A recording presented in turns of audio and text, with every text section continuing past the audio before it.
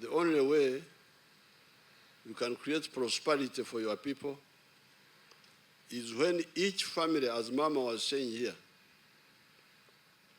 is when each individual, each family, or a company produces a good or a service,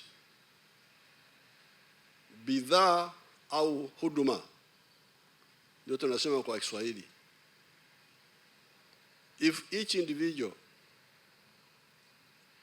each family, each company produces a good or a service, here in our language we add another something else. We say with echibaro.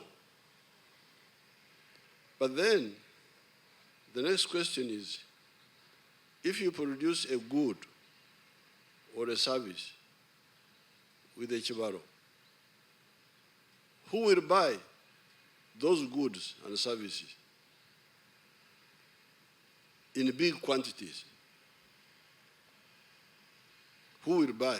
Because if you produce and very few people buy, or nobody buys, you will not succeed, you will fail. Now, when we analyze it, because in the 1960s, we had the big diversions with some of the leaders preaching politics of identity. Politics of identity, of tribe, religion, gender chauvinism, and etc.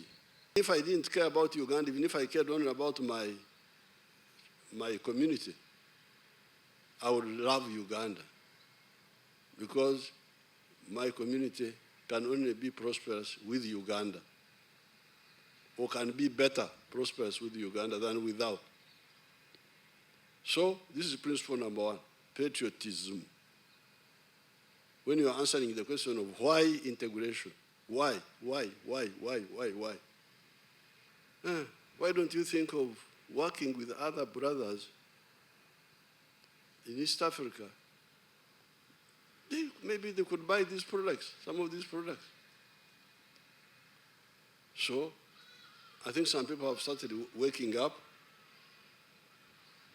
and knowing that for prosperity, the communities in Uganda need Uganda, they must love Uganda, the communities in Kenya must love Kenya, Tanzania must love Tanzania, must love Somalia, love South Sudan, love Rwanda, Burundi, love Congo,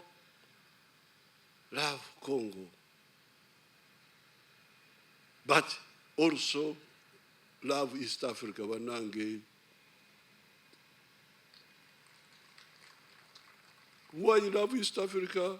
Because you need it for your own good. Whether you like my face or not, you need me. You need my purchasing power. Mfuko wangu uko na kitu ndani yake. Kama unataka kuwa vizuri kwako, nitazame vizuri. I can contribute to your prosperity by buying your product. And you can also contribute to my prosperity by buying my product, which I have. And this trade is ancient. Even before the Europeans came, we had a trade from the East African coast, Zanzibar, Bagamoyo, Dodoma, Tabora, Uganda, or the market of East Africa. No. So that's why we pointed out to our people here, you need to undergo socio-economic transformation. You must become modern societies. You are teachers. You are educationists. Those who teach history would have heard of the Renaissance in Europe. by the time of the Renaissance in Europe, 1400, Europe had a three-class society. You had the aristocrats, the feudalists, you had the artisans, the blacksmith, the what, all those people. And then you had the farmers, the peasants. That was about 1400. But by 1789, the time of the French Revolution, Europe had undergone social metamorphosis. Metamorphosis is a process in biology to do with insects. Insects, they start as egg, the egg hatch, become caterpillar, pupa, then mature butterfly. Society also metamorphoses. Meeting marks the first Regional Ministerial Conference for higher education to review the journey we have walked since inception of the common higher education area. I believe that the review of our common higher education area during this conference shall also help us answer questions such as, one, the first extent to which, as East Africa partner states, we have made our common higher education area not only competitive as an attraction for both students and academic faculty, but the private sector too, as true partners of development. Two, the extent to which the common higher education area has become a catalyst for the various efforts by the respective partner states to bring about socio-economic transformation of their own people. Therefore, as ministers responsible for education in the region, we do not see ourselves as only policymakers, but stewards of a shared vision of socio-economic transformation of our people. We see higher education both as an enabler as well as a critical building block in this house we call the East African community. Relatedly, the people for whom we are here to serve in our respective capacities perceive relevance of the common higher education area from their own perspective. The young people want to witness mobility of talent and mutual recognition of qualifications amongst East African partner states.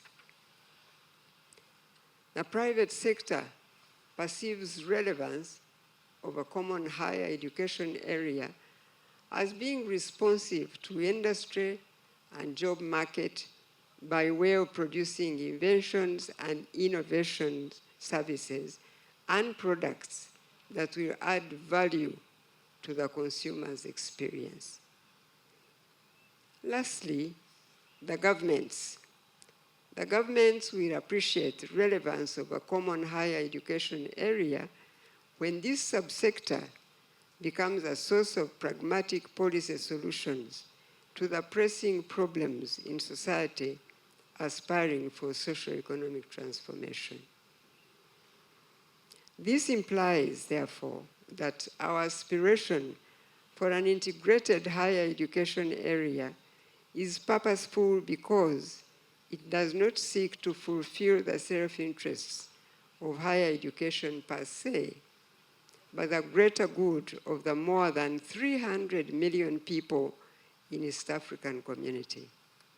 At this opening of the first Regional Ministerial Conference on the East African Community Common Higher Education Area, allow me first and foremost to thank His Excellency Yoweri Kaguta Museveni, President of the Republic of Uganda, for his visionary leadership and his steadfast commitment to the East Africa integration agenda.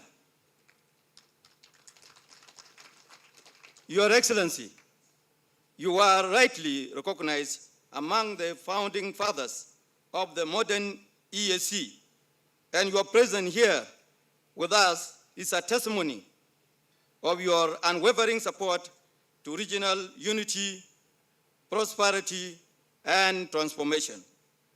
Our chief guest, distinguished delegates, today is historic.